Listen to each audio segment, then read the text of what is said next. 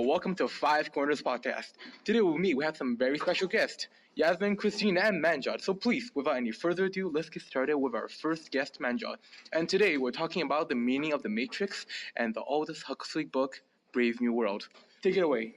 Hey, thanks, Tommy. Thanks for the compliments, and thank you for having me here today. So the three topics I'll be talking about are slavery, freedom, and technology. So the further we go into the movie and the novel, we begin to realize the Matrix and the world state are quite parallel. So you're probably wondering what the Matrix is. The Matrix is a highly advanced program or computer coding that is used to enslave humans. It was created by the AI units, which we created as humans. So the AI units use this to brainwash us into neglecting the fact that we are being used. The artificial intelligence in the Matrix program control the people's brain impulses and limit their thoughts like in the world state. But in the world state, instead, they condition them into taking fake feelings through soma and feelings. In the world state, they also give them a specific caste system. There are 5 caste systems in total: the alphas, betas, deltas, gammas, and the epsilons, the lowest of all. People have no choice. They have no freedom into moving forward in life. They are stuck in that certain caste system. They have no freedom. An understandable point from all of this is that technology has come out of mankind's hand.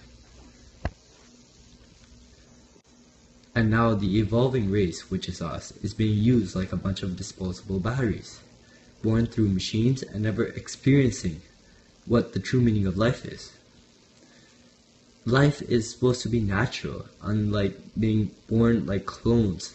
92 different type of clones, which have the same jobs, have the same personality traits. It's like the Matrix is just having copies of us. So is the world state, where we have the same clones over and over again. So the people that revolt are normally removed, so no further complications occur. We need more people to stand up, take action, but not many people want to accept the truth and have change. People must wake up before it's too late. Back to you on it, Tommy. See you. Wow, that's very deep. Actually, to fully explore this, I'll take it to Christine and she'll help us explain the parallels. Thank you, Tommy. Well, at first glance, you see, it seems like The Matrix and Brave New World are two completely different stories. Well, the plot's different, but they do have parallels. Like, births are controlled and not natural. Like in Brave New World, they use the Volkanovsky process, and The Matrix programs the fetuses. Both worlds program their brains by using a process like hypnopedia and plugging themselves into a computer to learn a new skill. So it's kind of like more intrusive way, like how the Matrix did it, right? Yeah, exactly.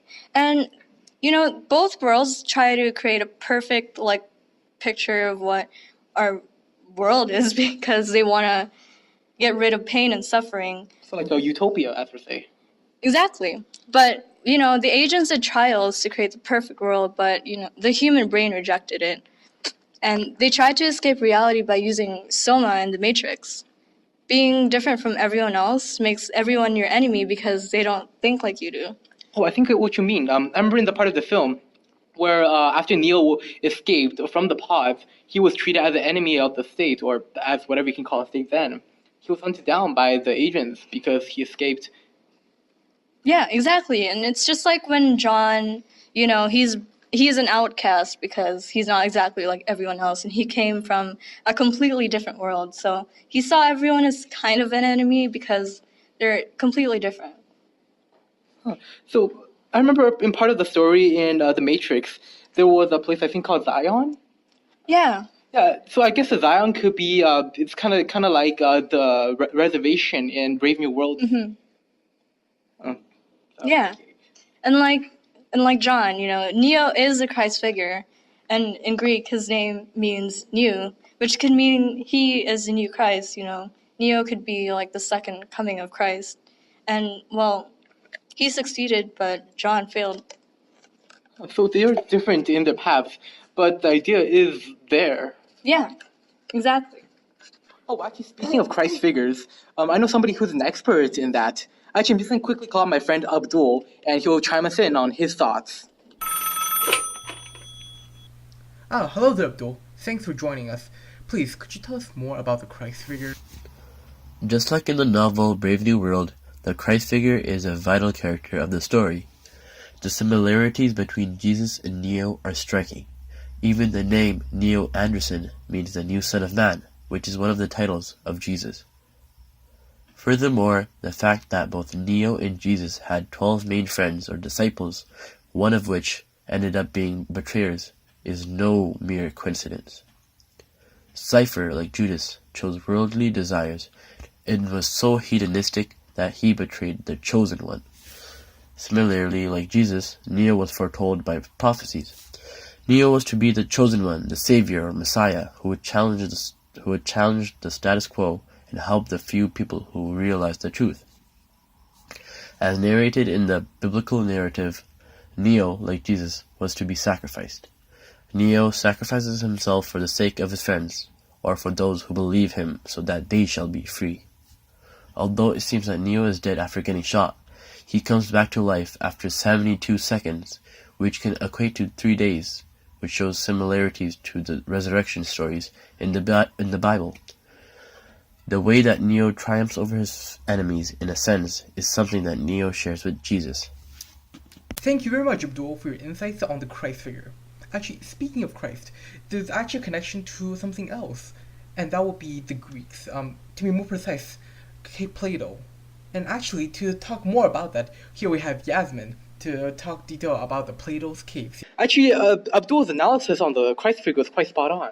Now, actually, speaking of Christ figures, I do believe there was like a theory tied to the movie. I think. Yeah, like a metaphor. I think it was Plato or something. Plato's.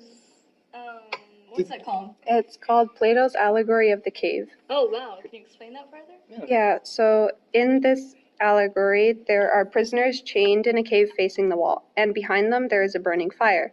Between the fire and the prisoners, there is a parapet on which puppeteers are able to walk. The puppeteers hold up puppets that cast shadows on the wall which the prisoners are facing. The prisoners can only see the shadow of the puppets, but not the actual puppets. All the prisoners can see is the shadows that the object that they cannot see cast. So this kind of relates to the Matrix in the sense where Neo was only seeing the shadow image of the real world. Before he took the pill. Yeah. And after taking it, he was able to see the world for what it really is. This is similar to Plato's cave metaphor in the sense where before the pill, Neo was much like the prisoners who could only see the shadow images of the puppets. But afterwards, he was able to see things from a different point of view, much like the puppeteers on the parapet. Wow, that's actually... That's really interesting. Yeah. Anyway, actually a good point about Plato's cave theory. Actually, speaking of Plato, this movie actually has other illusions as well.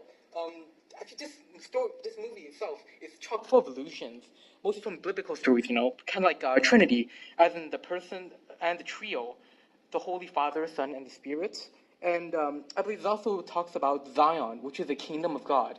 And of course, the Christ figure, Neo, also takes notes from Disney classics, such as Alice in Wonderland, of course, with the idea of going down the rabbit hole with either the blue pill to wake up and continue on your dream world, or the red pill to go further down the rabbit hole. Yeah, so it's kind of like when Alice had this drink and this food. I think it was like bread or like something. Oh, was it cake? Yeah, Yeah, so that- one says like eat me, and it makes her smaller, and one says drink me, which makes her bigger, and she has to make that choice. And I believe the idea of going down the rabbit cave, it brings her to the Wonderland. Yeah. Alice in Wonderland. Wow, yeah. And actually, little known, there's also Sleeping Beauty. Yeah, towards the scene towards the end of the movie where Neo gets shot several times trying to go for the phone and reach for the phone as he gets shot by the agents, and he basically falls down, and I'm not sure if he dies or falls into coma. Well, it was flatline, so technically he did die.